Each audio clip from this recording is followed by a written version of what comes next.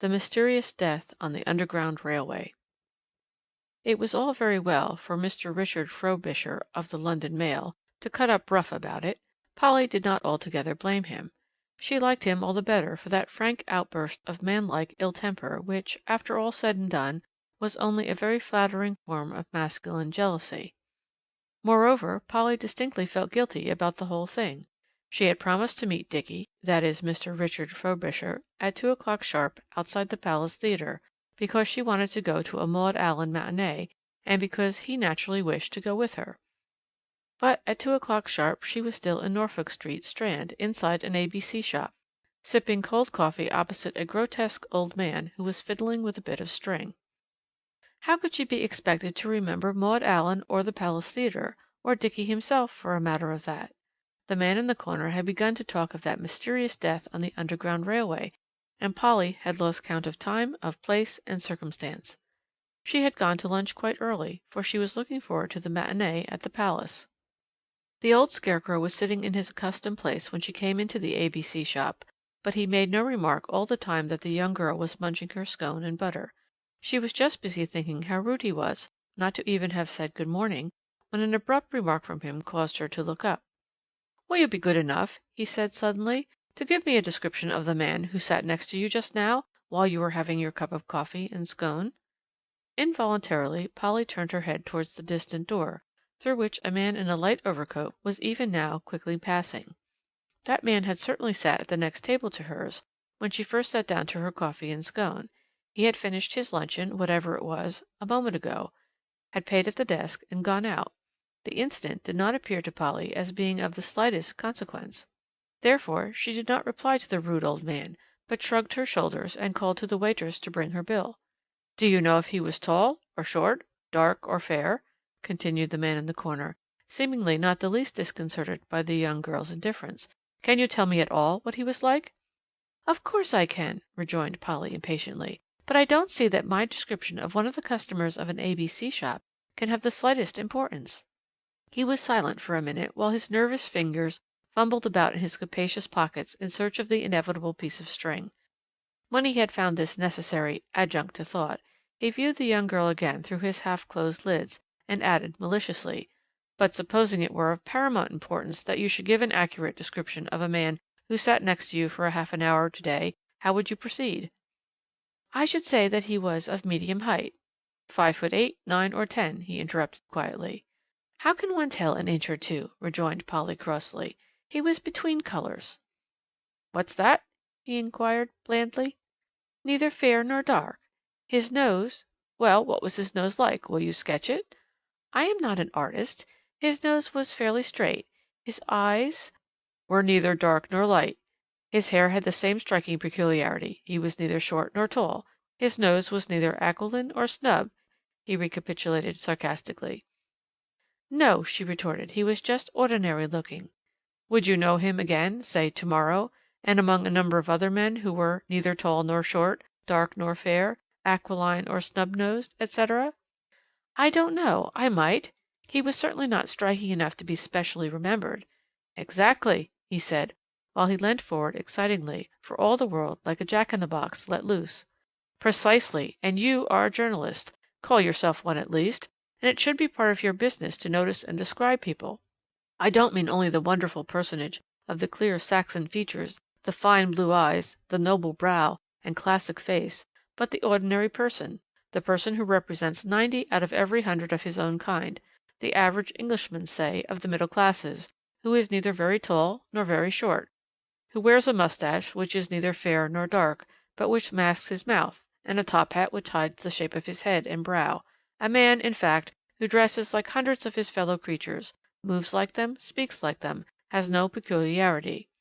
Try to describe him, to recognize him, say, a week hence, among his other 89 doubles. Worse still, to swear his life away, if he happened to be implicated in some crime, wherein your recognition of him would place the halter round his neck. Try that, I say, and having utterly failed you will more readily understand how one of the greatest scoundrels unhung is still at large, and why the mystery on the Underground Railway has never been cleared up.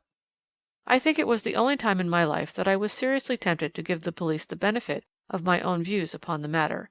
You see, though I admire the brute for his cleverness, I did not see that his being unpunished could possibly benefit anyone. In these days of tubes and motor traction of all kinds, the old-fashioned, best, cheapest, and quickest route to City and West End is often deserted, and the good old metropolitan railway carriages cannot at any time be said to be overcrowded. Anyway, when that particular train steamed into Aldgate at about 4 p.m. on March 18th last, the first-class carriages were all but empty. The guard marched up and down the platform looking into all the carriages to see if anyone had left a halfpenny evening paper behind for him, and opening the door of one of the first-class compartments, he noticed a lady sitting in the further corner with her head turned away towards the window, evidently oblivious of the fact that on this line Aldgate is the terminal station. "Where are you for, lady?" he said. The lady did not move, and the guard stepped into the carriage, thinking that perhaps the lady was asleep. He touched her arm lightly and looked into her face. In his own poetic language, he was struck all of a heap. In the glassy eyes, the ashen colour of the cheeks, the rigidity of the head, there was the unmistakable look of death. Hastily the guard, having carefully locked the carriage door, summoned a couple of porters, and sent one of them off to the police station, and the other in search of the station master. Fortunately at this time of day the up platform is not very crowded, all the traffic tending westward in the afternoon. It was only when an inspector and 2 police constables, accompanied by a detective in plain clothes and a medical officer, appeared upon the scene and stood round a first-class railway compartment, that a few idlers realized that something unusual had occurred, and crowded round, eager and curious. Thus it was that the later editions of the evening papers, under the sensational heading, "Mysterious Suicide on the Underground Railway," had already an account of the extraordinary event. The medical officer had very soon come to the decision that the guard had not been mistaken, and that life was indeed extinct. The lady was young, and must have been very pretty, before the look of fright and horror had so terribly distorted her features. She was very elegantly dressed, and the more frivolous papers were able to give their feminine readers a detailed account of the unfortunate woman's gown, her shoes, hat, and gloves. It appears that one of the latter, the one on the right hand, was partly off, leaving the thumb and wrist bare. That hand held a small satchel, which the police opened, with a view to the possible identification of the deceased, but which was found to contain only a little loose silver, some smelling salts, and a small empty bottle, which was handed over to the medical officer for purposes of analysis. It was the presence of that small bottle which had caused the report to circulate freely that the mysterious case on the Underground Railway was one of suicide. Certain it was that neither about the lady's person nor in the appearance of the railway carriage was there the slightest sign of a struggle or even of resistance. Only the look in the poor woman's eyes spoke of sudden terror, of the rapid vision of an unexpected and violent death, which probably only lasted an infinitesimal fraction of a second, but which had left its indelible mark upon the face, otherwise so placid and so still. The body of the deceased was conveyed to the mortuary. So far, of course, not a soul had been able to identify her, or throw the slightest light upon the mystery which hung around her death. Against that, quite a crowd of idlers, genuinely interested or not, obtained admission to view the body, on the pretext of having lost or mislaid a relative or a friend. At about 8:30 p.m. a young man, very well dressed, drove up to the station in a hansom, and sent in his card to the superintendent. It was Mr. Hazeldene, shipping agent, of 11 Crown Lane, E.C., and No. 19 Addison Row, Kensington.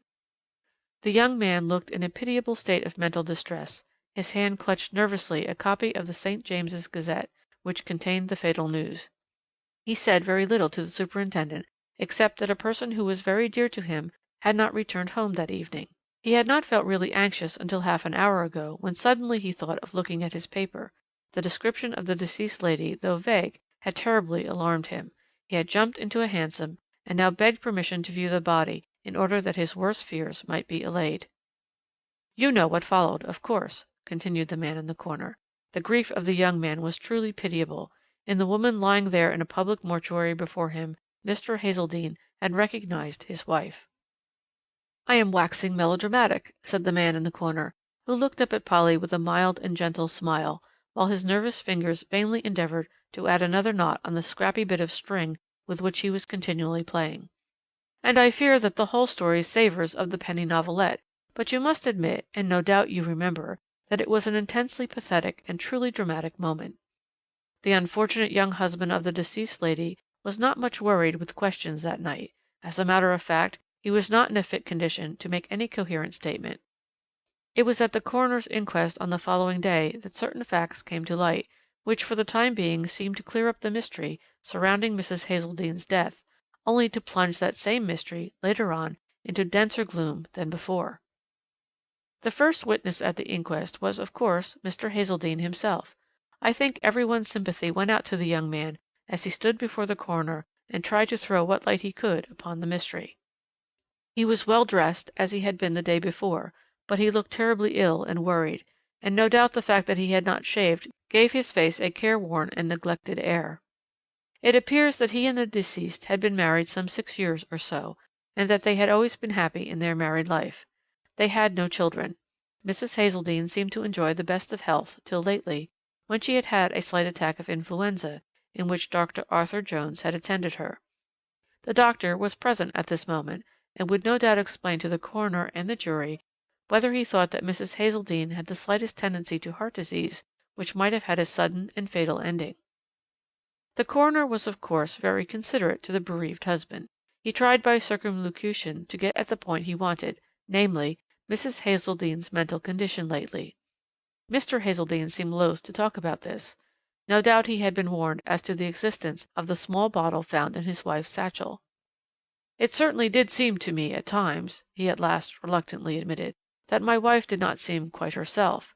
She used to be very gay and bright, and lately I often saw her in the evening sitting, as if brooding over some matters which evidently she did not care to communicate to me." Still the coroner insisted, and suggested the small bottle. I know," replied the young man, with a short, heavy sigh. "You mean the question of suicide. I cannot understand it at all. It seems so sudden and so terrible. She certainly had seemed listless and troubled lately, but only at times, and yesterday morning when I went to business she appeared quite herself again, and I suggested that we should go to the opera in the evening. She was delighted, I know, and told me she would do some shopping and pay a few calls in the afternoon." "Do you know at all where she intended to go when she got into the Underground Railway?" "Well, not with certainty. You see, she may have meant to get out at Baker Street and go down to Bond Street to do her shopping. Then again, she sometimes goes to a shop in St. Paul's Churchyard, in which case she would take a ticket to Aldersgate Street. But I cannot say." "Now, Mr. Hazeldene," said the coroner at last very kindly, "will you try to tell me if there was anything in Mrs. Hazeldene's life which you know of, which might in some measure explain the cause of the distressed state of mind which you yourself had noticed? Did there exist any financial difficulty which might have preyed upon Mrs. Hazeldene's mind? Was there any friend to whose intercourse with Mrs. Hazeldene you at any time took exception? In fact," added the coroner, as if thankful that he had got over an unpleasant moment, "can you give me the slightest indication which would tend to confirm the suspicion that the unfortunate lady, in a moment of mental anxiety or derangement, may have wished to take her own life?" There was silence in the court for several moments. Mr. Hazeldene seemed to every one there present to be labouring under some terrible moral doubt. He looked very pale and wretched, and twice attempted to speak before he at last said in scarcely audible tones: "No, there were no financial difficulties of any sort. My wife had an independent fortune of her own. She had no extravagant tastes." "Nor any friend you at any time objected to?" insisted the coroner. "Nor any friend I at any time objected to," stammered the unfortunate young man, evidently speaking with an effort. "I was present at the inquest," resumed the man in the corner, after he had drunk a glass of milk and ordered another, "and I can assure you that the most obtuse person there plainly realized that Mr. Hazeldene was telling a lie. It was pretty plain to the meanest intelligence that the unfortunate lady had not fallen into a state of morbid dejection for nothing, and that perhaps there existed a third person who could throw more light on her strange and sudden death than the unhappy bereaved young widower. That the death was more mysterious even than it had at first appeared became very soon apparent. You read the case at the time, no doubt, and must remember the excitement in the public mind caused by the evidence of the two doctors. Dr. Arthur Jones, the lady's usual medical man, who had attended her in a last very slight illness, and who had seen her in a professional capacity fairly recently, declared most emphatically that Mrs. Hazeldene suffered no organic complaint which could possibly have been the cause of sudden death. Moreover, He had assisted Mr. Andrew Thornton, the district medical officer, in making a post mortem examination, and together they had come to the conclusion that death was due to the action of prussic acid, which had caused instantaneous failure of the heart, but how the drug had been administered neither he nor his colleague were at present able to state. "Do I understand then, Dr. Jones, that the deceased died poisoned with prussic acid?" "Such is my opinion," replied the doctor. "Did the bottle found in her satchel contain prussic acid?" "It had contained some at one time, certainly." "In your opinion, then, the lady caused her own death by taking a dose of that drug?" "Pardon me, I never suggested such a thing. The lady died poisoned by the drug, but how the drug was administered we cannot say. By injection of some sort, certainly. The drug certainly was not swallowed. There was not a vestige of it in the stomach." "Yes," added the doctor in reply to another question from the coroner, "death had probably followed the injection in this case almost immediately, say within a couple of minutes, or perhaps 3. It was quite possible that the body would not have more than one quick and sudden convulsion, perhaps not that. Death in such cases is absolutely sudden and crushing." I don't think that at that time any one in the room realized how important the doctor's statement was, a statement which, by the way, was confirmed in all its details by the district medical officer who had conducted the post mortem. Mrs. Hazeldene had died suddenly from an injection of prussic acid, administered no one knew how or when. She had been travelling in a first class railway carriage in a busy time of the day. That young and elegant woman must have had singular nerve and coolness to go through the process of a self-inflicted injection of a deadly poison in the presence of perhaps 2 or 3 other persons. Mind you, when I say that no one there realized the importance of the doctor's statement at that moment, I am wrong. There were 3 persons who fully understood at once the gravity of the situation and the astounding development which the case was beginning to assume. "Of course, I should have put myself out of the question," added the weird old man, with inimitable self-conceit peculiar to himself. "I guessed then and there in a moment where the police were going wrong, and where they would go on going wrong until the mysterious death on the Underground Railway had sunk into oblivion, together with the other cases which they mismanage from time to time." I said there were 3 persons who understood the gravity of the 2 doctors' statements. The other 2 were, firstly, the detective who had originally examined the railway carriage, a young man of energy and plenty of misguided intelligence; the other was Mr. Hazeldene. At this point the interesting element of the whole story was first introduced into the proceedings, and this was done through the humble channel of Emma Funnell, Mrs. Hazeldene's maid, who, as far as was known then, was the last person who had seen the unfortunate lady alive, and had spoken to her. "Mrs. Hazeldene lunched at home," explained Emma, who was shy and spoke almost in a whisper. "She seemed well and cheerful. She went out at about 3:30, and told me she was going to Spence's, in St. Paul's Churchyard, to try on her new tailor-made gown. Mrs. Hazeldene had meant to go there in the morning, but was prevented as Mr. Errington called." "Mr. Errington?" asked the coroner casually. "Who is Mr. Errington?" But this Emma found difficult to explain. Mr. Errington was Mr. Errington, that's all. Mr. Errington was a friend of the family. He lived in a flat in the Albert Mansions. He very often came to Addison Row, and generally stayed late. Pressed still further with questions, Emma at last stated that latterly Mrs. Hazeldene had been to the theatre several times with Mr. Errington, and that on those nights the master looked very gloomy and was very cross. Recalled, the young widower was strangely reticent. He gave forth his answers very grudgingly, and the coroner was evidently absolutely satisfied with himself at the marvellous way in which, after a quarter of an hour of firm yet very kind questionings, he had elicited from the witness what information he wanted. Mr. Errington was a friend of his wife. He was a gentleman of means, and seemed to have a great deal of time at his command. He himself did not particularly care about Mr. Errington, but he certainly had never made any observations to his wife on the subject. "But who is Mr. Errington?" repeated the coroner once more. "What does he do? What is his business or profession?" "He has no business or profession." "What is his occupation, then?" "He has no special occupation. He has ample private means. But he has a great and a very absorbing hobby." "What is that?" "He spends all his time in chemical experiments, and is, I believe, as an amateur, a very distinguished toxicologist."